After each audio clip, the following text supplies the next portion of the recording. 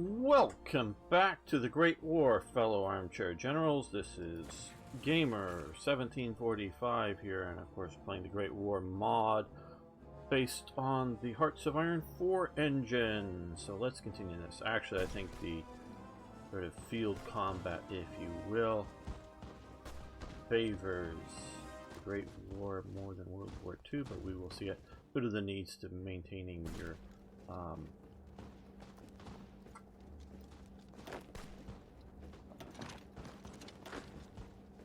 contiguous front lines and things like that. That seems to. Okay, Serbia refuses Austria. And yes. I've sent my submarines out from here. Well, the ships are going there. The subs are coming out here. But the ones in them, actually currently in the Adriatic, out to the central Mediterranean to cause some chaos. Hopefully that will. Oh.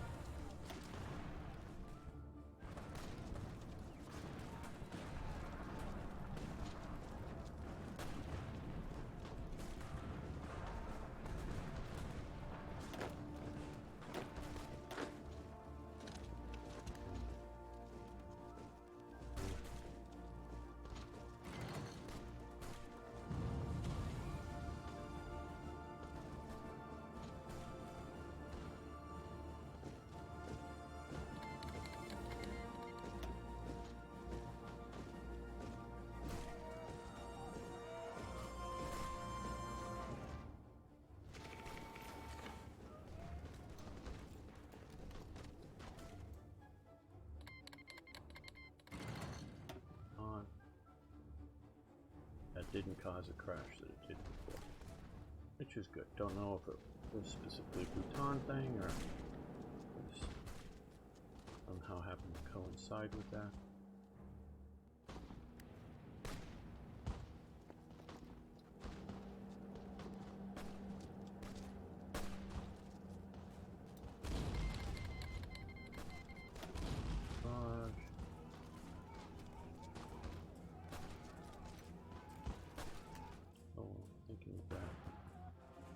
Let's see about getting these guys. We'll select these guys.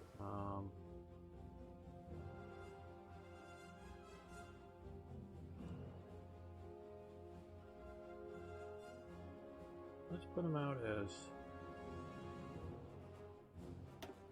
commerce raiders here in this African coast.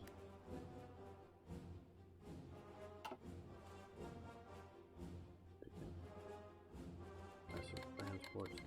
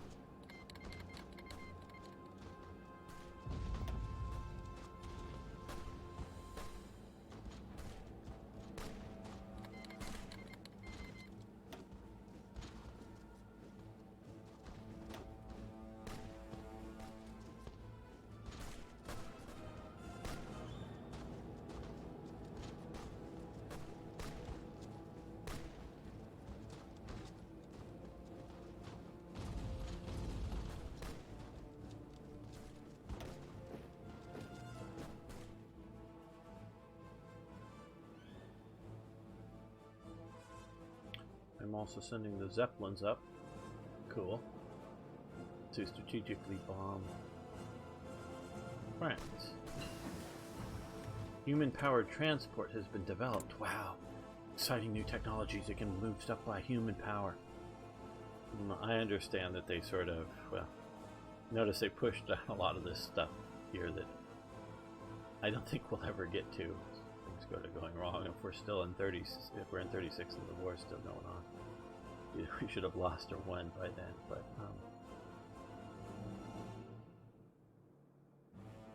okay, yeah, I don't want more resources. Could help even. Well, yeah, I'm just playing this out static on the French front.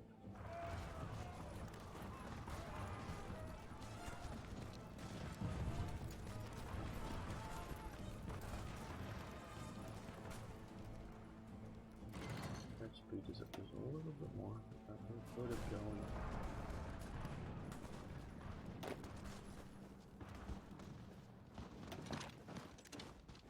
Attack, come on.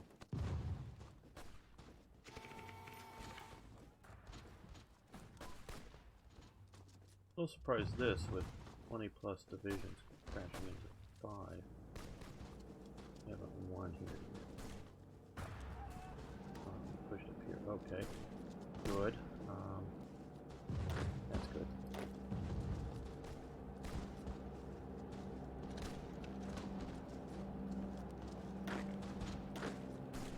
That attack. Use this. Opening up the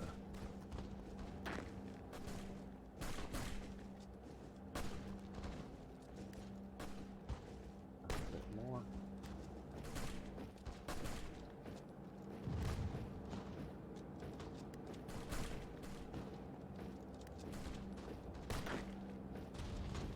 Okay, of course he's blossom out here. Do a little bit of blitzkrieg.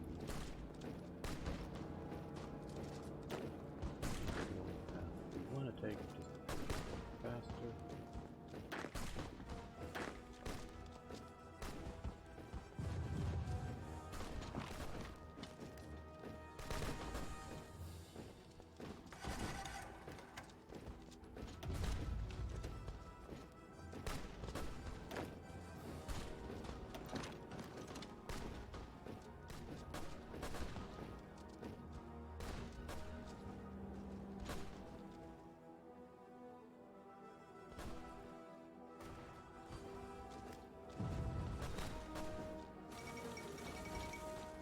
Okay. Jarry's assassinated. Jean Jarry's of France was assassinated in the Parisian cafe La Croissant. That where croissants come from. Pastry, the bread, whatever thing. 146 Rue de Montchaire by an aptly named Raoul Villien. A 29-year-old French nationalist, Jarry was scheduled to appear at one of the internationalist conferences to deliver a protest against the seemingly impending war. With his death, the last major social obstacle to French involvement in the coming fight has passed. Okay, again, this is... the war has started a little early, I would say, from history, but yeah.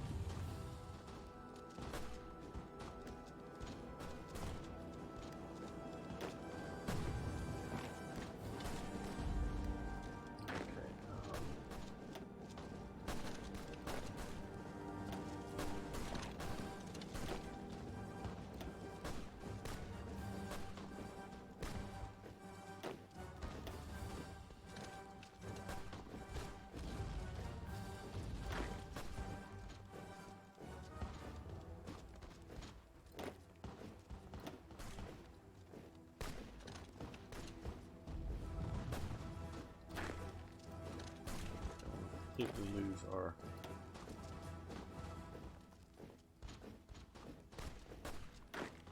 blow up an attack, but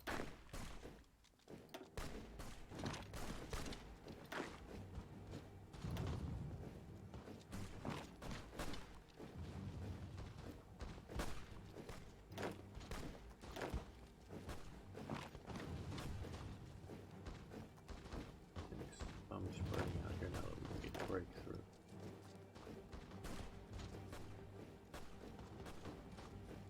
Good.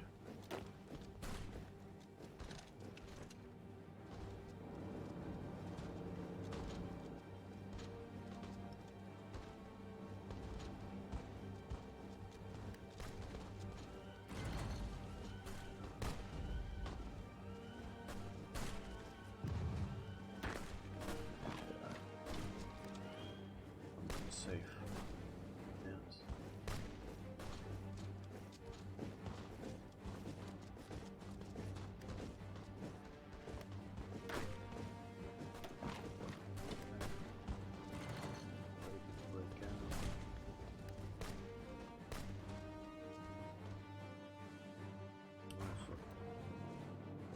holding the line fine. Looks like we're just going to hold out there. Okay, good. See, I moved up here, captured some province, and came back and secured the ports. So hopefully cutting them off much of their supplies. I don't know if they have any local supply ability, any ICs locally here. No, I don't really think so much. Okay, in here. So we're not at war with the Belgians, which is a good thing for us, or the Portuguese yet. On resources, we can see we've secured a bunch of resources up here, some degree at least. There, I guess we're gonna get enough. So let's see if we can take more of the province to qualify to get.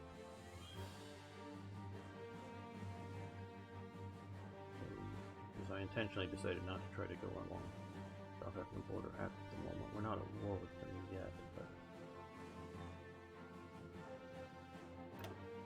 we sunk some convoys. Don't know why they're using these. That air dog's helmet, something like that.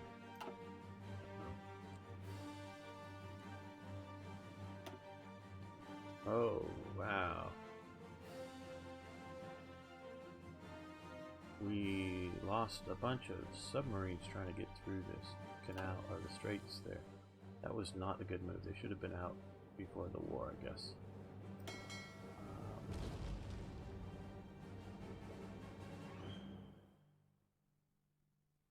That was not a good move. They got chomped. Up here we're doing, it looks like, okay.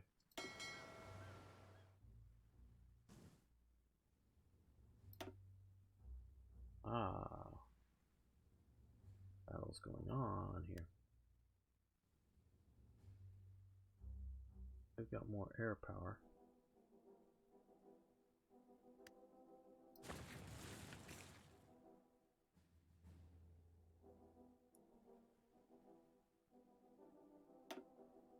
So we've lost 88 destroyers. Wow, that's a lot. 4 light cruisers. They lost 2 battleships, 6 battle cruisers, 4 light cruisers, but 61 destroyers. Wow. Okay, well, our fleets are in a little better position than theirs are after all of that. Okay, yes, you can go this way, cavalry division. Let's be bold.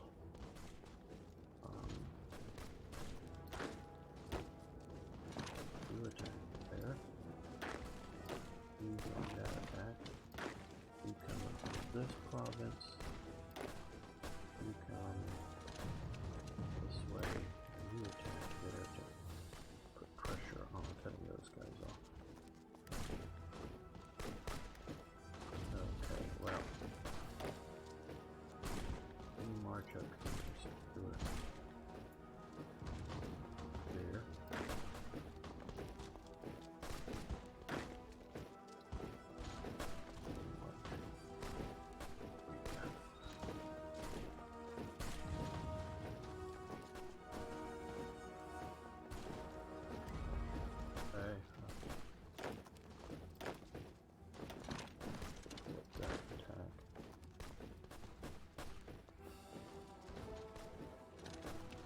Pushing there.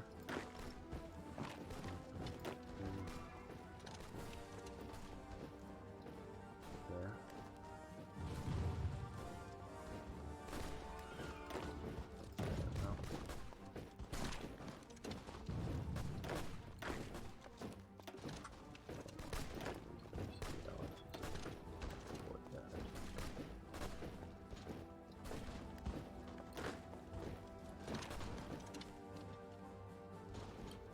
Surprised that hasn't broken through. Okay, well.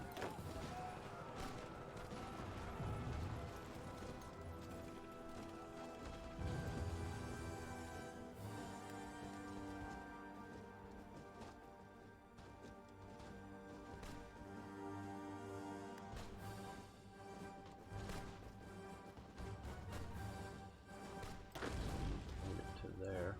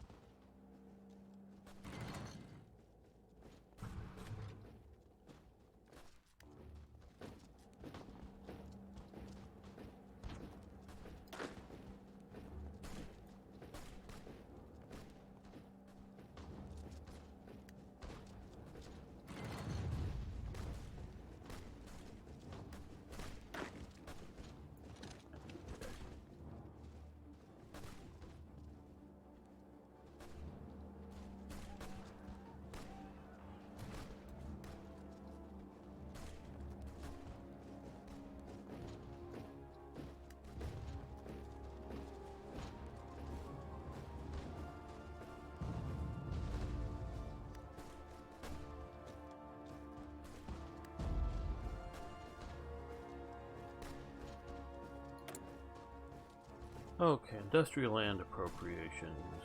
War support goes down, add building slots. Don't know that we need that really. Time scales slowed down so much, so we're not getting any of that done. Oh. Okay, you guys are doing all right here. You're doing alright holding out there, that's good.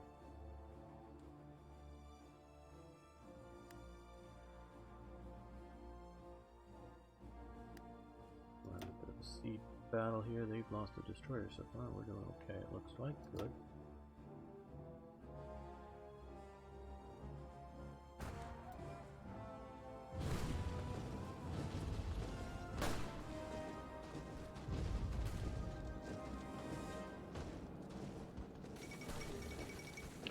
Opening up the Panama Canal, which nobody noticed because the war had started.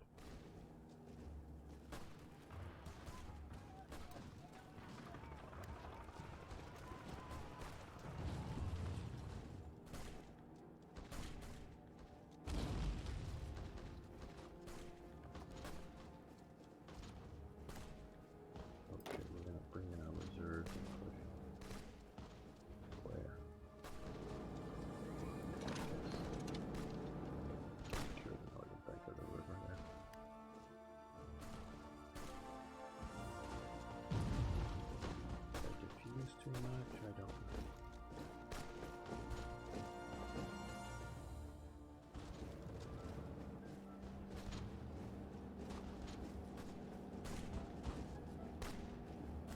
One more to that. We gotta fuck it up. Let's see. These guys will join in with right.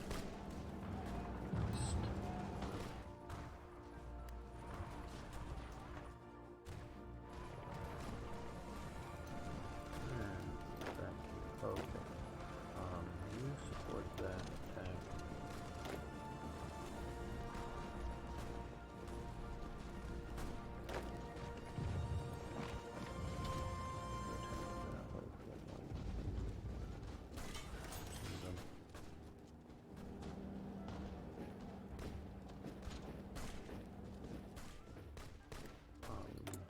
Military factories. Okay. Well, what do we need? Okay, support equipment to get up to total strength on that.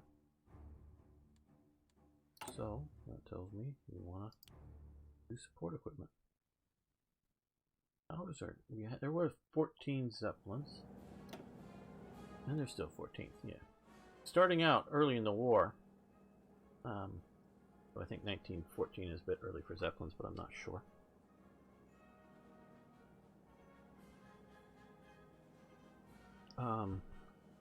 But they could get altitudes that just couldn't be matched. So they could be far enough back in Germany that at least like fighters and whatnot couldn't get there, didn't have enough fuel to get there and get back. They could climb up, get up high enough in altitude, and even in daylight come over and bomb, and there was no way to strike back at them, at least not at first. They did develop higher altitude fighters to do so, but for a while.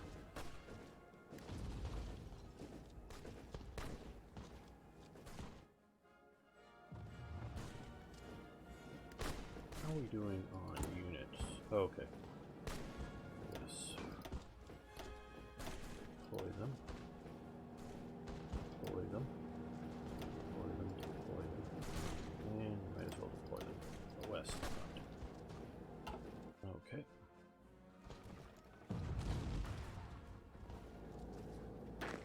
Now,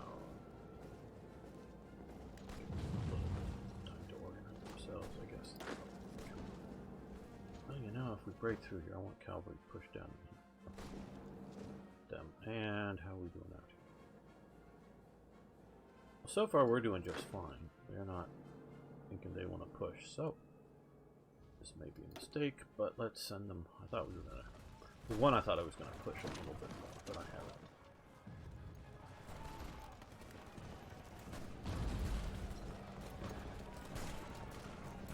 Do I push more, man? Because I've got 8 divisions there.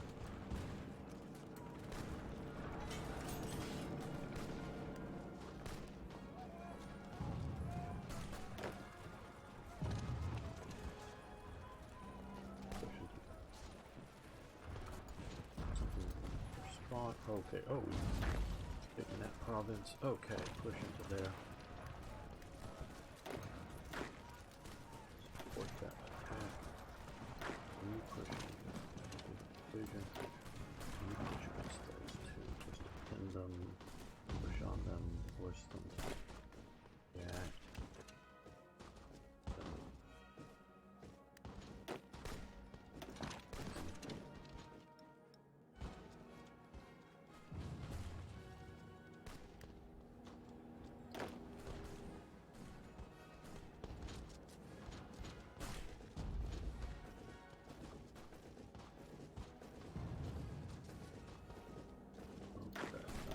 You stop. You stop. You.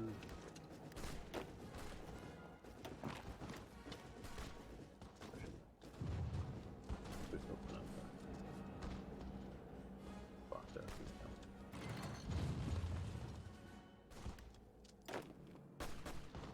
How much faster these units get across Germany? Parts of the strategic movement speed, I don't know, I think is a little too fast. I could be wrong on that, but just my impressions.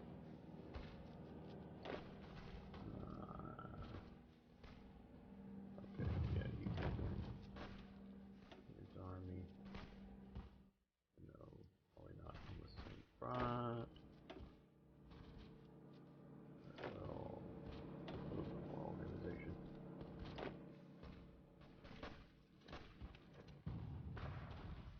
And, okay, we got some of those fortifications out in the colony built.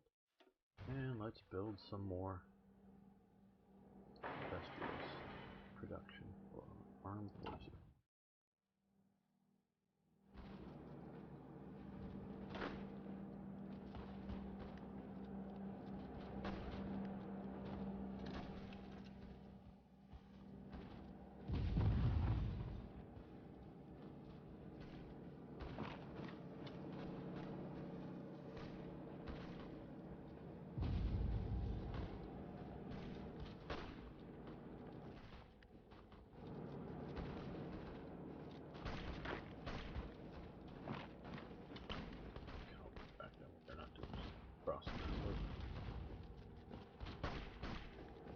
Sure, we don't get out there.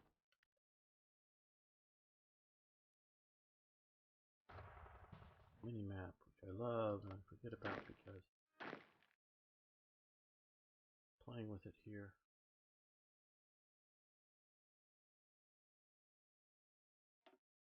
Okay, now we're getting at least some of these resources. Got enough of the province.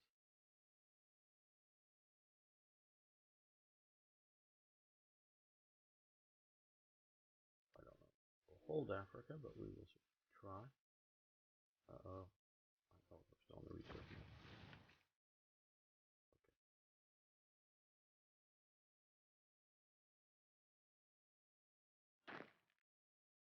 Well, do another sort of drive around there and see what we can do. Okay, we sunk 5 destroyers. Good job. Good job. Here we sunk 2 convoys. And here we got sunk.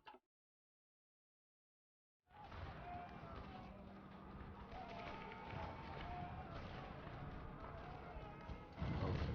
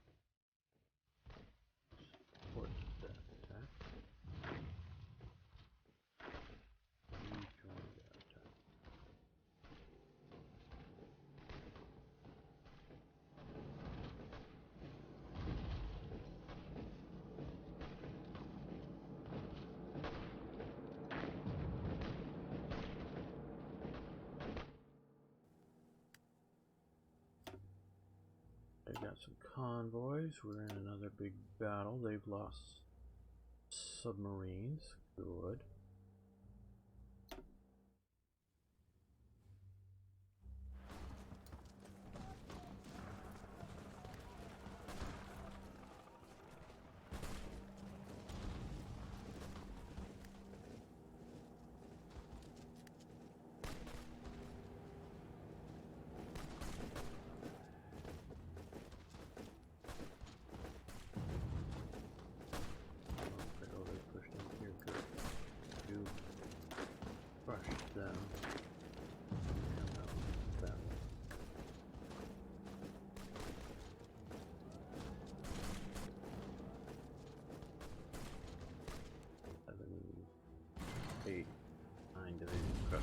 Crushed it. Nice.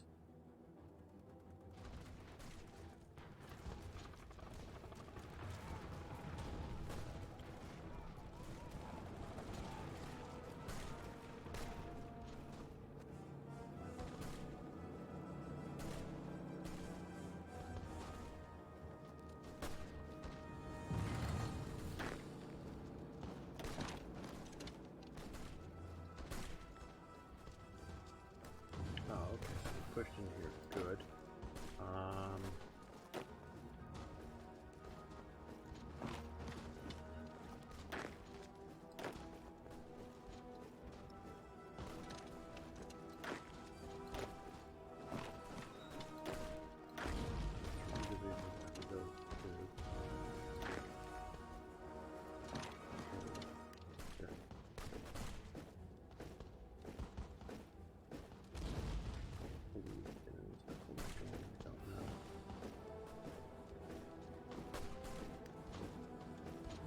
You guys are holding out and seeing me like an awful long time.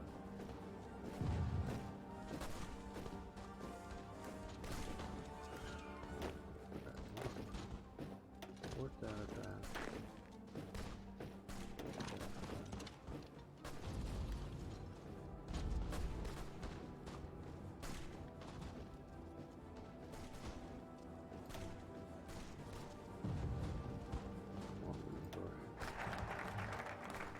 Dockyard expansion, great. Okay, so we've expanded the dockyard.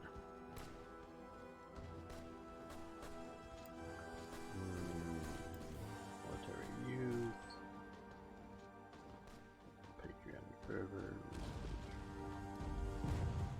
Friend Ottomans.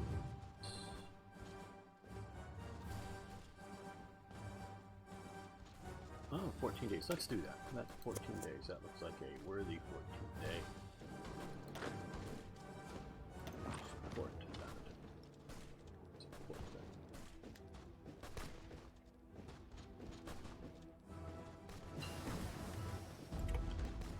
You. Attack there. What was it that we just got? Oh, probably. No.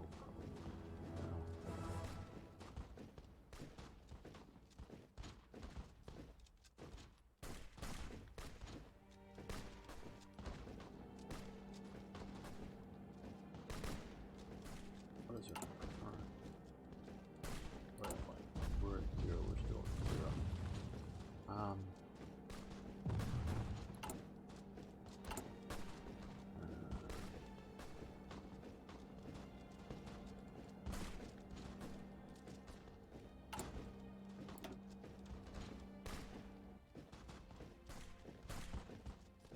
Okay, so that is way off. Okay.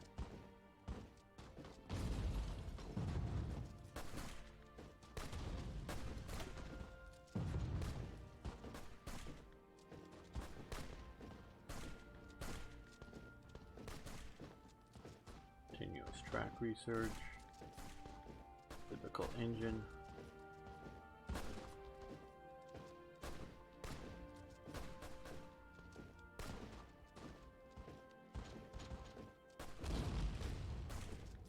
Well,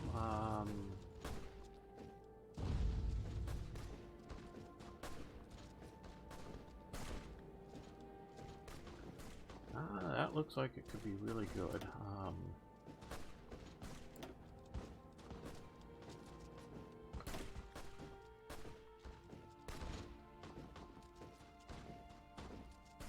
speed, that's a really good thing too.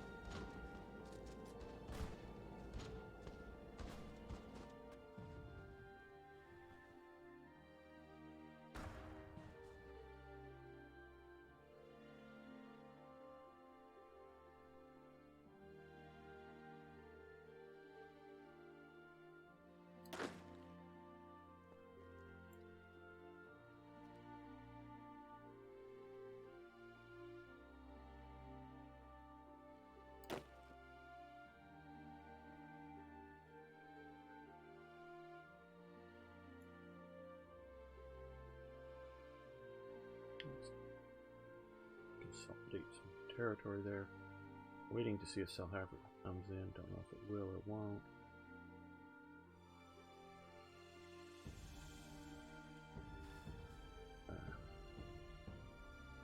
The battle up here. Their submarines down. 2 more submarines down.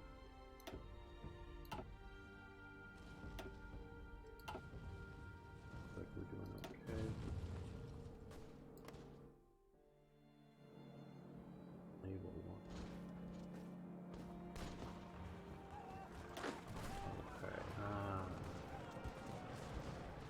Let's push here.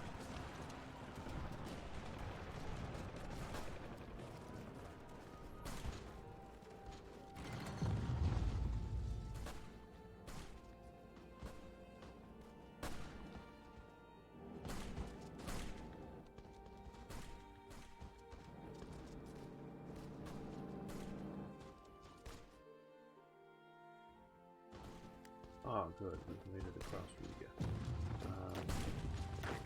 Yes, continue to push.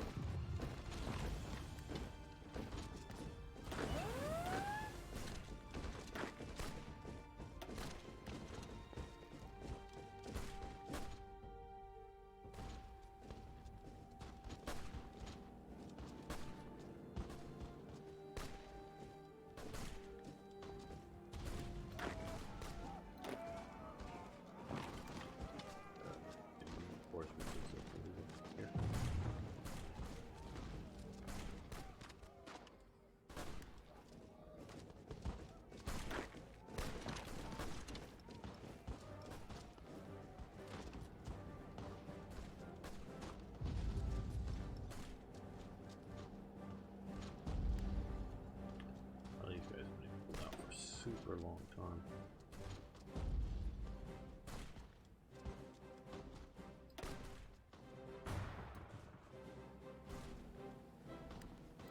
Especially considering the size of that. I need to push that to here. So, who's going that attack? You guys push it. You join that.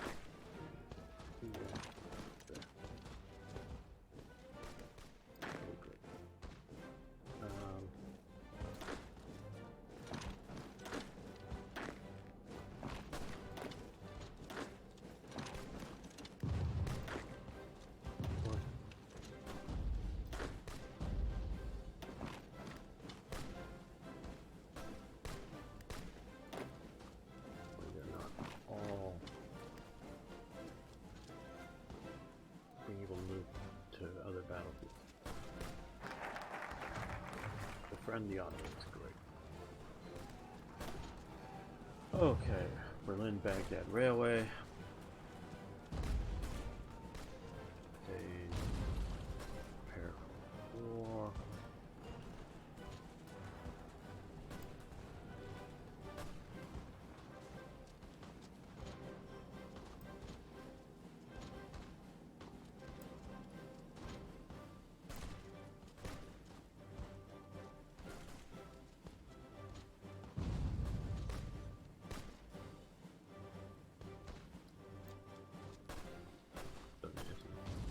sort of a little bit looking to see if there's some quick ones, even if they're not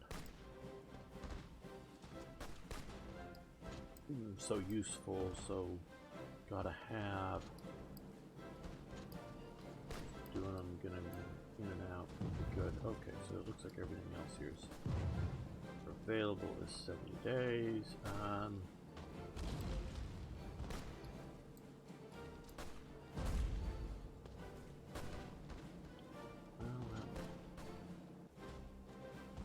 Let's look at that.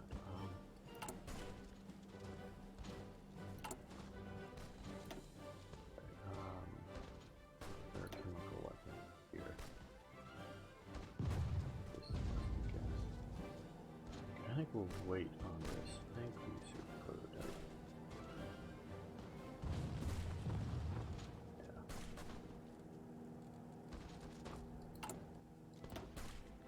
We're gonna skip that for the moment. Probably should do it before we decide to go down the gas route.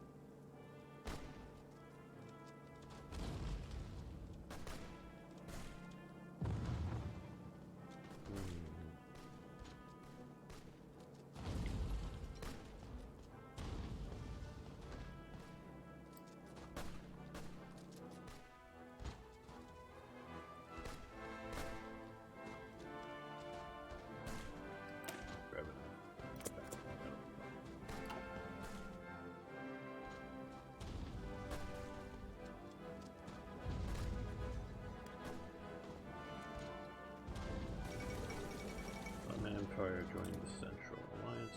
Very good. Oh, you guys need to give me that back there.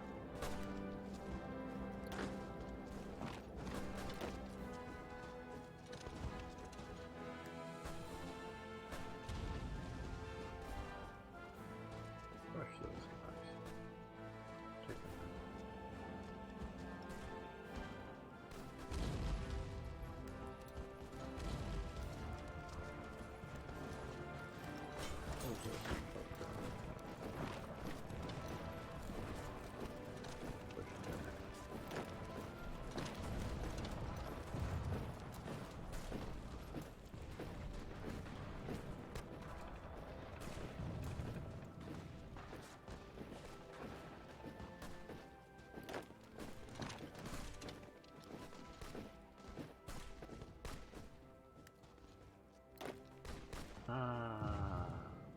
Here.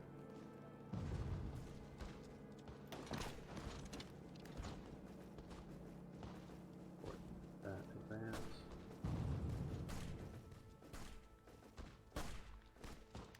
Number 2 advance.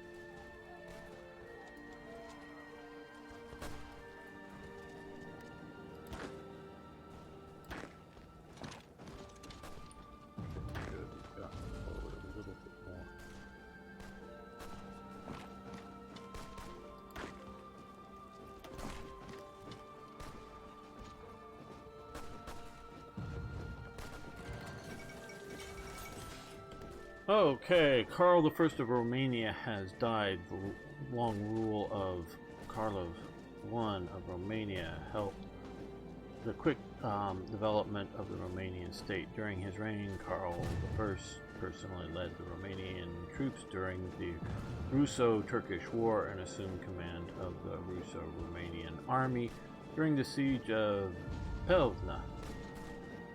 You guys need to buy more vowels. The country achieved internationally recognized independence via the Treaty of Berlin in 1878. Now, this is something that's sort of interesting about Romania. Romanian royalty basically are German renta monarchs.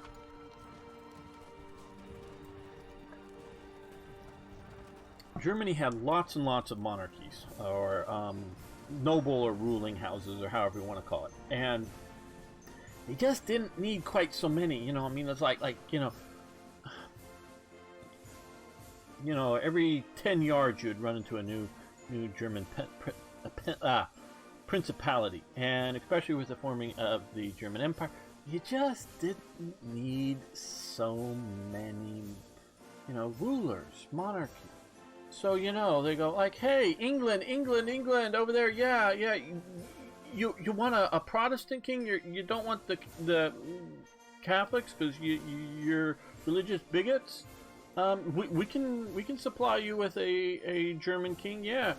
George, yeah, George the First. Okay, yes. And then, of course, later, Queen Victoria. Hey, I need a husband. I need a noble husband. Oh, hey, we've got plenty of Germans. Pick one, pick any German. We're forming the Belgium. Oh, well, we can bring in some German renta monarchs for forming the Belgian monarchy. Oh, Greece needs a monarch. Hey, we can get, a German monarchy. Send them down to Greece. Yes. Oh, Romania needs a monarch. Send a German monarch. Yes. Everywhere, anywhere, need a German monarch. We've got one for sale, cheap. Which includes Austrians, need an emperor for Mexico, we'll send a German monarch. Anybody, rent a monarchy. So, yes, I'm being a bit foolish, but in essence, I'm being quite true, too. It is quite that way. The German monarchy was very pro and friendly the German state. The Romanian people were very pro French, because they saw themselves as Latins. And this is one thing that, again, I've talked to some time ago, my friend Vlad Virgil, or Django currently. Growing up, this was all behind the Eastern Bloc, and mostly used to Cyrillic writing, but your alphabet isn't, your weird Latin alphabet is very mysterious to us. So that all seemed dark, Cyrillic.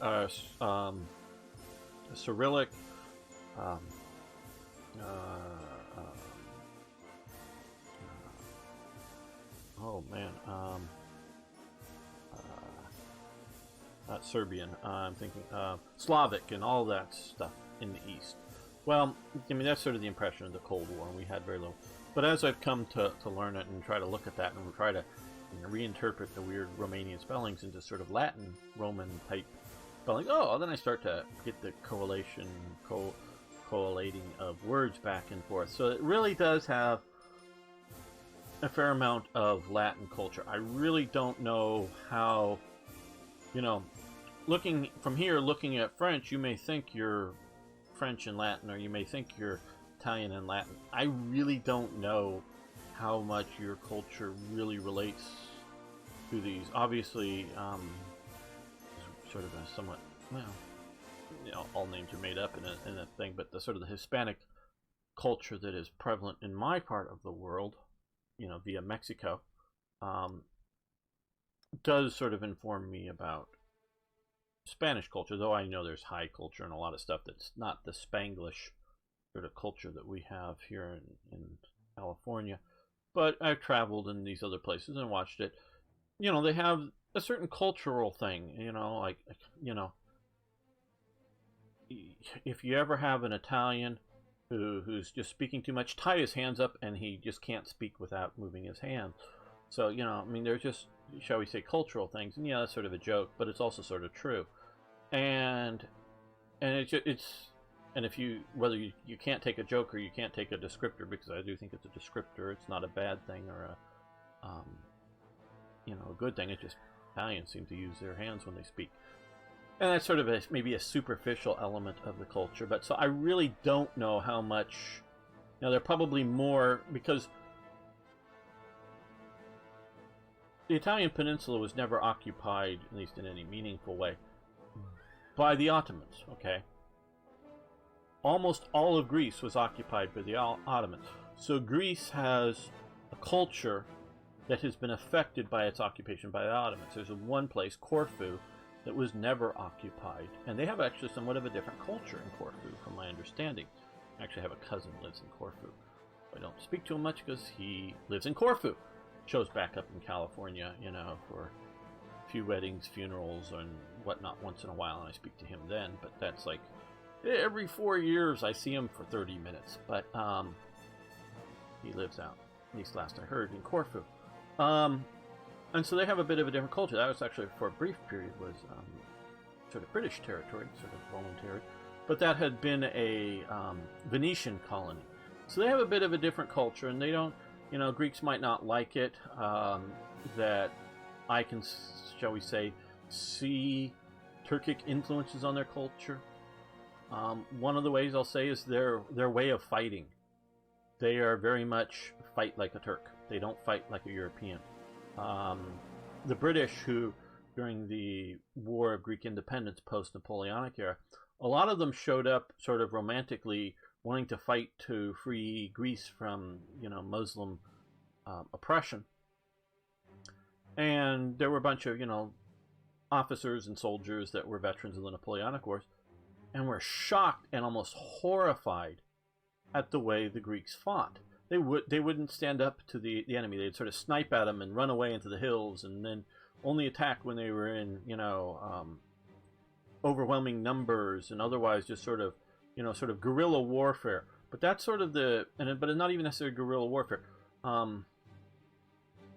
This part of the world, particularly, which the Ottomans come sort of from out here, don't like to do stand-up fights. They normally sort of skirmish around, ride around, or run around each other, shooting arrows or slinging stones or whatnot.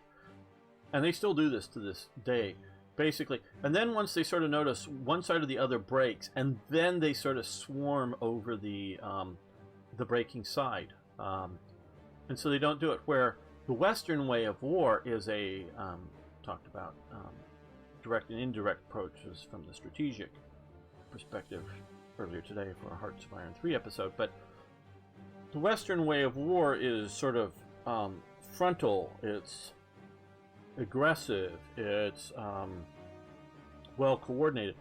You see it in the Greek phalanx of old, you see it in the Roman legion, you even see it in the Celtic charges, you see it in the difference between the knights with their heavy horses and heavy armor, relatively speaking. They weren't quite the plate mail or plate and mail or whatever you want to say, late Middle Ages, more like just drenched in chain mail with a, you know, heavy metal helmet and a big shield. You know, they want to charge, smash into the enemy, where the Arabic horsemen did have some chainmail on them or whatever, but they're lightweight, and they want to skirmish around and run away and only attack, you know, on the flanks. And it's two different ways of war. Well, the Greeks, because of their occupation, I think entirely, they had lost the traditional, because they thought they were going to sort of go and encounter the heirs to the ancient Greece, because at least the more educated ones of them that were going off to fight in the Greek War of Independence were, you know, classically educated. So they sort of knew what the Greek phalanx was, and they sort of replicated that in all the Napoleonic, both, you know, Britain did it long linearly, where the revolutionary were sort of columns mashing into each other. You know, it varies a little bit, but so they were sort of horrified that these basically Greek cowards, as they saw them, they wouldn't stand up in battle, because the English would go, oh, there's 3 times as many of them. Well, we're going to stand here and we're going to shoot them and we're going to kill them and we're going to win, because the English had done that so many times to so many other groups of people and done so successfully. They were just going to do this now. And then when all their people that they were supposed to help were, oh yeah, talk bravely, we're going to go fight, and then run away in the hills, leave them sort of out there alone and have to, like, what the hell, and get out of there. So they were sort of horrified by the way the Greeks were fighting during the Greek War of Independence. I don't know how the Greeks would fight today. We saw them very much stand up to the Italians during the invasion, but I don't know whether that's just mountain warfare, sort of, you know, traditional Eastern mountain warfare kind of stuff, or whether that was going to stand up.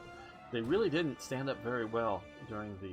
Some of it, some complete units, battalions or whatever, had zero ammunition for their guns because the British didn't have any of the Greek caliber ammunition, and they sort of showed up without any ammunition, retreating from Greece or whatever.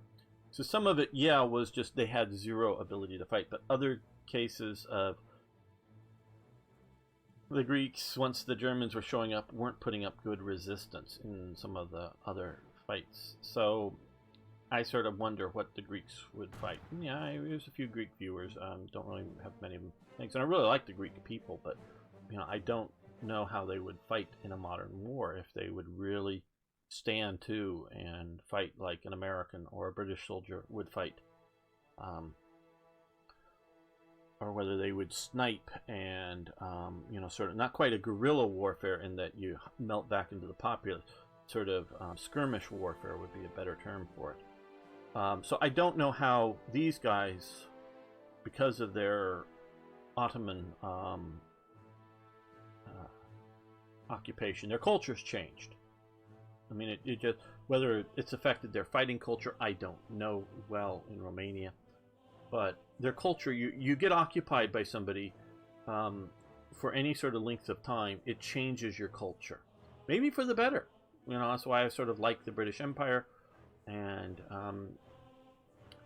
even my friend Ads, I think, may reluctantly agree, and then once he talks about reforming like the British civil service system that India still has, and I'm not going to disagree that it may need reform, but it's probably better than what